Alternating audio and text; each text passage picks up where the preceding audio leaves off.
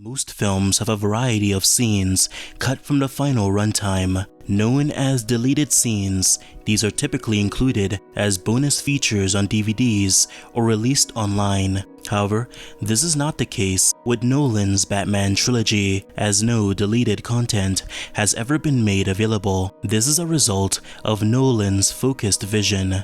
The scenes included in his films are the only ones he intends for audiences to see, making deleted content unnecessary. However, thanks to a small amount of production photos and materials from the novelizations, we get some insight into what these deleted scenes might have been like. But is Ra's al Ghul immortal? Are his methods supernatural? One of the biggest new additions to the novelization that isn't present in the movie is the supernatural aspect of Ra's al Ghul.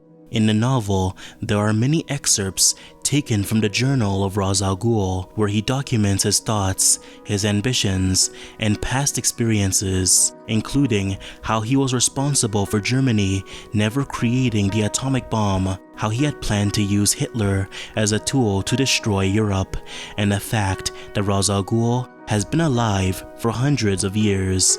We also learned that Ra's al Ghul is incapable of bearing a healthy male heir. He's tried 400 plus times, but they all die in childbirth or before their first birthdays. So in the story, he's desperately attempting to find a successor. This is one reason he's so fond of Bruce Wayne. He sees Bruce as a successor to the League of Shadows, and once he's proven himself, he'll marry Bruce to his daughter, Talia al Ghul, who is currently in Switzerland. In Batman Begins, after the death of Bruce Wayne's parents, Bruce would eventually leave the university. We don't get to see his time at school, but the novelization does go into brief detail about what he experienced. A while after, Bruce would return back to Gotham City through using the Gotham Metro. Here, he observes the city and how it's changed over the years. A scene that was meant to parallel his childhood and how his view of Gotham changed. We know this scene was shot in the movie thanks to a screenshot of the scene showing Bruce staring out of the train window.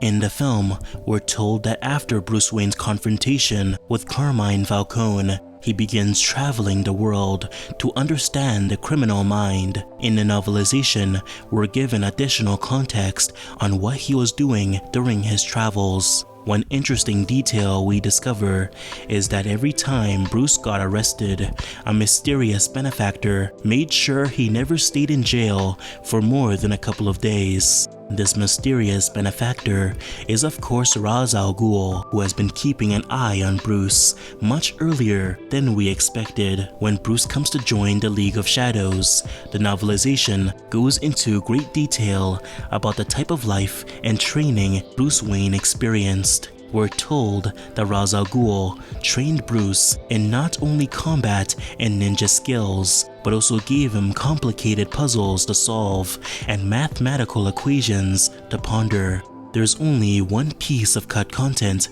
from this segment of the movie that has a screenshot. Here, he supposedly talks about how his parents wouldn't have died if he wasn't afraid. You still feel responsible for your parents' death? My anger outweighs my guilt. When Bruce finishes his training, he returns back to Gotham City.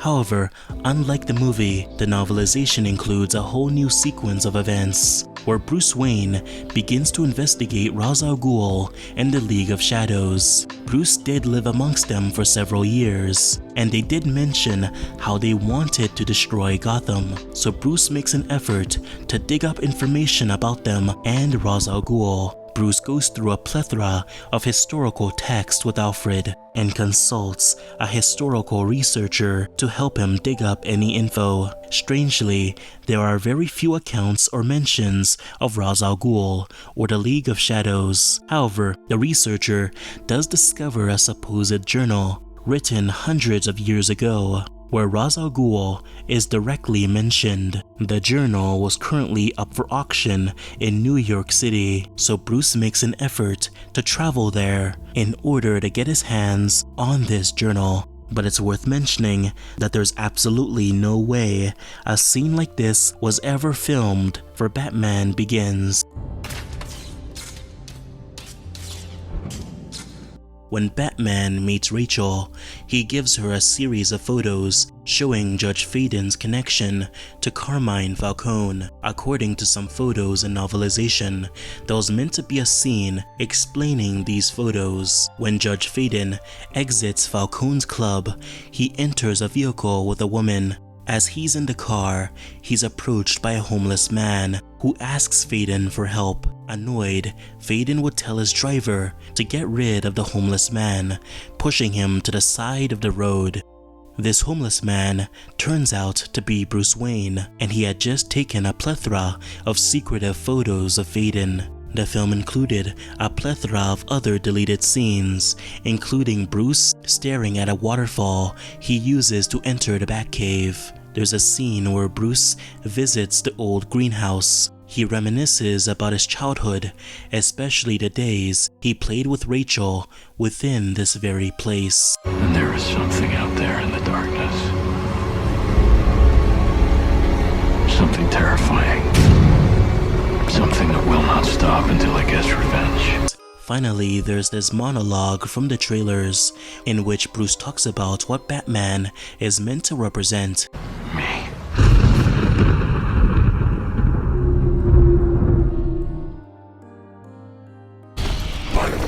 South. I'm here to help.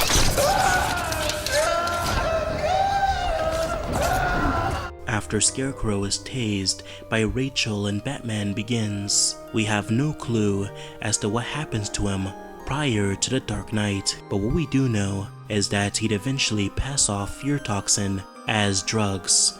According to the novelization, when Scarecrow escapes the Narrows, he uses his knowledge of chemistry to begin making drugs. It's also established that he taints some of his drugs with batches of fear toxin, so we can see how his toxin physically affects the human brain.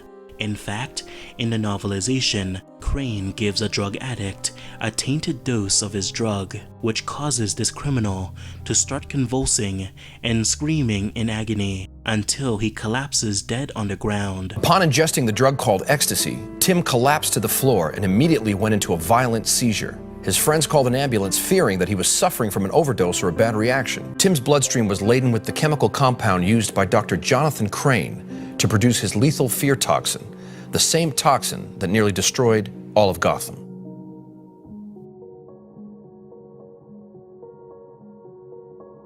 All three. The DNA belongs to Judge Cirillo, Harvey Dent, and Commissioner Loeb. The Joker's telling us who he's targeting. In The Dark Knight, when Joker systematically kills off the judge and commissioner, we're never told how Bruce Wayne figured out what was happening, restraining Harvey Dent before Joker even entered the building. However, in the novelization, we're told that several news stations began reporting what had happened. People at Wayne's fundraiser also saw the news broadcast, so they were aware of what just took place. Bruce also contacts Jim Gordon to get context on what was happening. Because of this, Bruce now knows that the Joker is coming for Harvey Dent, which explains why he randomly knocks him out in the film. Another scene given additional context was the Joker's escape from Wayne's penthouse, which is never explained in the movie. According to the novel, after Bruce saves Rachel, the two of them witness a black SUV speed off from the penthouse. This SUV is Joker's getaway car, and within this car, we hear Joker discuss how he will kill the Bat. There's potentially a production photo of this sequence, which shows Joker sitting within some kind of vehicle, perhaps showing that this sequence actually got filmed.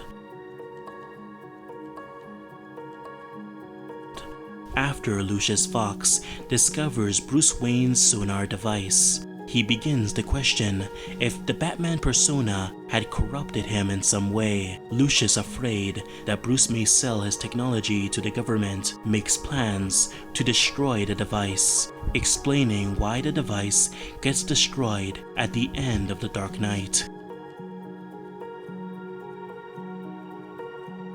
After Joker's interruption of the gang meeting, Sal Maroni hires an ex-cop named Hamelin to look into the Joker and uncover his true identity.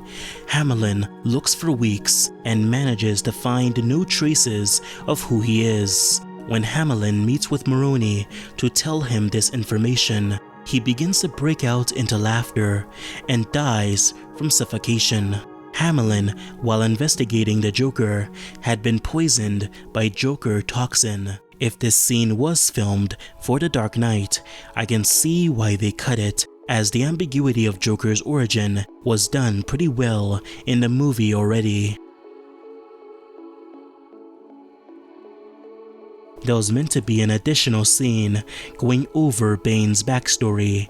Here, we would have seen Bane chained up and standing on a wooden platform, being assaulted by the prisoners within the pit. In this scene, we would have been able to see the full extent of the damage on Bane's back, and luckily we do have a sculpture that shows what this damage would have looked like. We also know that Bane would have been wearing a prototype version of his mask, which may have been revealed in some early behind-the-scenes photos and conceptual artwork. One other interesting element from the novelization speaks about the whereabouts of the Joker. Well, the thing is, nobody actually knows what happened to the Joker. When some inmates of Arkham Asylum were moved to Blackgate, the Joker was the one person who was unaccounted for. Nobody knows if he's dead, alive, and whether or not he escaped. There are rumors that he is the only inmate in Arkham Asylum and was never freed from it, even by Bane.